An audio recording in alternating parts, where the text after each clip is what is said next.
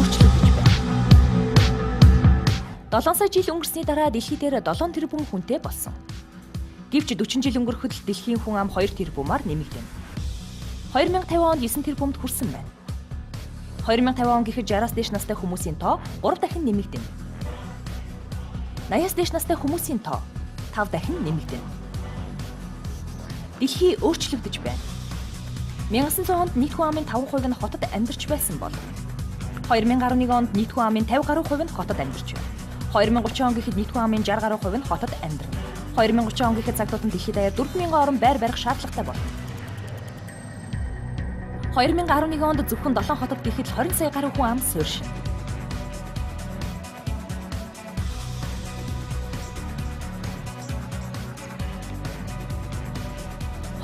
онд Азийн 4 хотод гэхэд 30 гаруй сая хүн ам суурьших болно.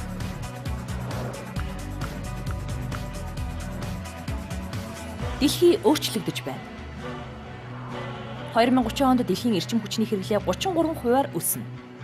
Одоогоос 2050 он хүртэл сэргээгдэх эрчим хүчний хэрэглээ анхдагч эрчим хүчний нөөцөөс илүү хурцтайгаар нэмэгдэнэ. Одоогоос 2050 он хүртэл сэргээгдэх эрчим хүчний хэрэглээний өсөлт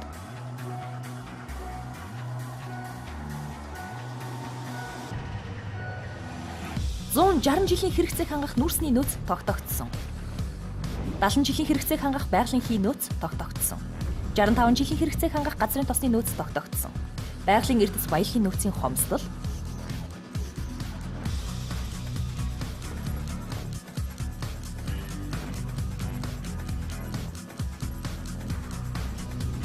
$2000 онд 430 тэрбум Америк долларын эко хөрөнгө оруулалтыг дэлхийд даяар хийв. 3.2 тээвэр болон барилгын салбарын эрчим хүчний үр дүнтэй байдлыг сайжруулахад зарцуулагдсан. Америкийн нэгдсэн улс эх 3 жил 450 мянган ногоон захтай ажлын байрыг бий болгоно. Дэлхий өөрчлөгдөж байна. 2011 онд 3 хүн тутмын нэг нь интернетэд холбогдоно. 2011 онд секунд тутамд 200 мянган текст мессеж илгээгдэнэ.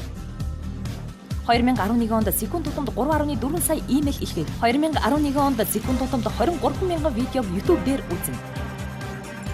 2011 онд секунд тутамд 793 жиргээ Twitter дээр тавигдана.